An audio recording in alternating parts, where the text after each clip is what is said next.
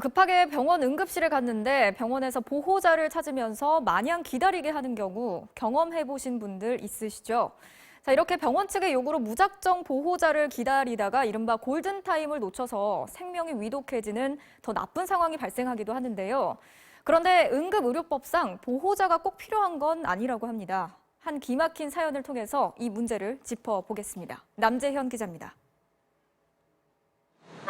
임신 20주였던 한 산모가 새벽에 갑작스런 복통을 호소하며 119 구급차를 부릅니다. 구급대원은 산모를 평소 다니던 산부인과 병원으로 옮겼습니다.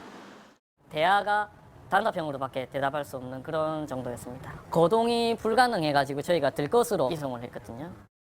병원에 도착한 시각은 새벽 5시 47분. 하지만 이 병원은 새벽에 응급 환자를 받기 어려운 상황이었습니다. 새벽에는 저희 병원 당직은 아기를 받는 당직이지 이렇게 증상이 있는 환자들은 새벽에는 검사가 안 됩니다. 병원에는 자체 구급차도 있었습니다. 그런데도 의사는 환자를 곧바로 큰 병원으로 옮기는 대신 보호자부터 찾습니다.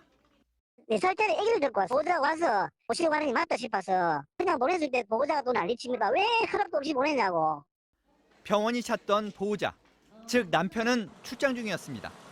환자는 친정어머니가 도착할 때까지 1시간 넘게 기다린 뒤에야 차로 10분 거리에 있던 대학병원 응급실로 옮겨집니다.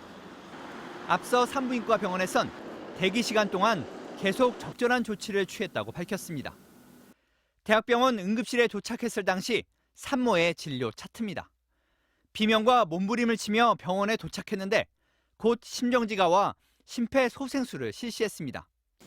결국 태아는 숨졌고 산모는 자궁파열과 뇌경색 후유증까지 앓게 됐습니다. 더 이상 진료할 게 없으면은 빨리 이송을 시켰으면 됐는데 그게 바로 이송이 안 돼가지고 참 그런 부분에 많이 아쉬움이 많습니다. 하여튼 병원은 너무 믿고 있었던 것 같습니다, 저희가. 응급의료법에는 의사가 응급 상황이라고 판단하면 보호자 동의 없이도 환자를 긴급 이송을 시키거나 수술도 할 수 있게 돼 있습니다. 또 보호자가 없더라도 본인의 동의를 받는 것만으로도 병원을 옮기거나 시술을 할 수 있습니다. 그러나 막상 의료 현장에서는 나중에 병원비 결제나 소송 같은 갈등을 우려해 무작정 보호자를 찾는 경우도 많습니다. 의료기관 입장에서는 누군가의 동의를 받아서 공정하게 이루어졌다라고 하는 걸 증명하고 싶어 하는 거죠. 그러다 보니 기왕이면은 보호자 내지는 누군가의 동의를 받아서 환자를 전원하고 싶어 하는 겁니다. 이런 이유로 이른바 방어 진료를 하다 보면 치료 시간이 지체되거나 병원을 옮겨 다니며 골든타임을 놓치게 될 가능성이 높아집니다. 실제 병원을 옮겨 다닌 전원 환자의 사망률이 일반 환자의 사망률보다 3배 가까이 높다는 연구 결과도 있습니다. MBC 뉴스 남재현입니다.